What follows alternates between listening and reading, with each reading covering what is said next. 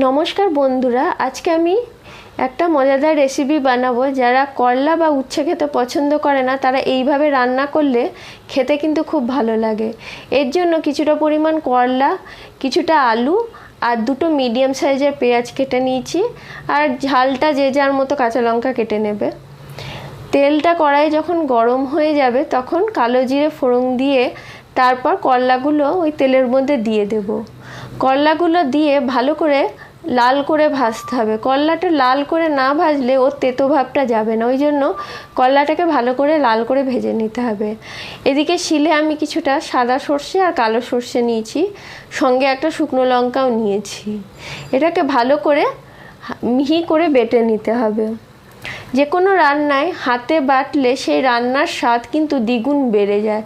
যারা হাতে বাটা মশলা খায় তারাই এই স্বাদ বুঝতে পারবে।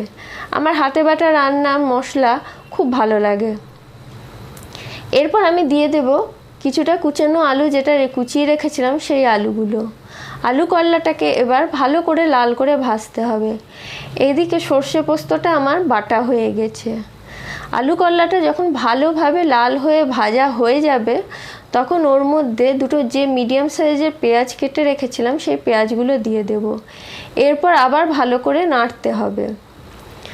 আলু পেঁয়াজ করলাটা যখন ভালোভাবে ভাজা হয়ে যাবে তখন এর মধ্যে একে একে মশলা দিতে হবে। পেঁয়াজটা সাধারণত আগে দিইনি, তার কারণ হলো পেঁয়াজটা আগে দিলে আলু করলার যে ক্রাঞ্চি ভাবটা থাকে সেটা অনেকাংশ কমে যায়, কিন্তু পেঁয়াজটা পরে দিলে আলু করলার ক্রাঞ্চি ভাবটা থাকে আর খেতেও কিন্তু খুব ভালো লাগে।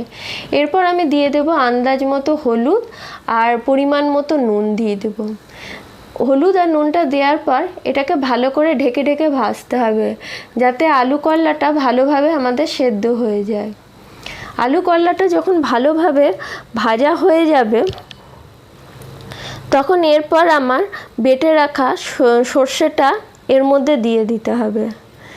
সর্ষেটা দেওয়ার পর আমি খুব একটা জল দেব না, কারণ এটা একদম মাখো মাখো হবে আর এইরকম রান্না গরম ভাতের সাথে খুব ভালো লাগে। এটা দিয়ে ভালো করে নেড়ে নিতে হবে। যখন ভালোভাবে নাড়া হয়ে যাবে তখন এর মধ্যে পরিমাণ মতো সামান্য 2-4 দানা চিনি দেব, তাতে মশলার যে ভারসাম্য থাকে সেটা বজায় থাকে। চিনি দেওয়ার উদ্দেশ্য রান্নায় কিন্তু এটাই, মিষ্টি হওয়ার জন্য সাধারণত চিনিটা দেওয়া না। চিনিটা দেওয়া হয়ে গেলে আবার কিছুক্ষণ আমি নাড়িয়ে নেব।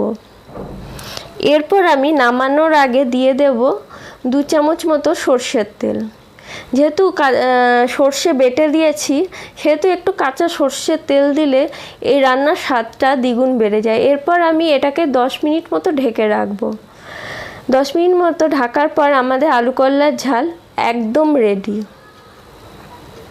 এই রান্নাটা আপনি গরম গরম ভাতের সাথে পরিবেশন করবেন, খেতে অসাধারণ লাগে। আর যারা করলা বা উচ্ছে খায় না তারা এই রকম রান্না দিয়ে খেলে তারা এর স্বাদ মুখে সবসময় লেগে থাকবে। আর যদি ভালো লাগে অবশ্যই কমেন্ট করে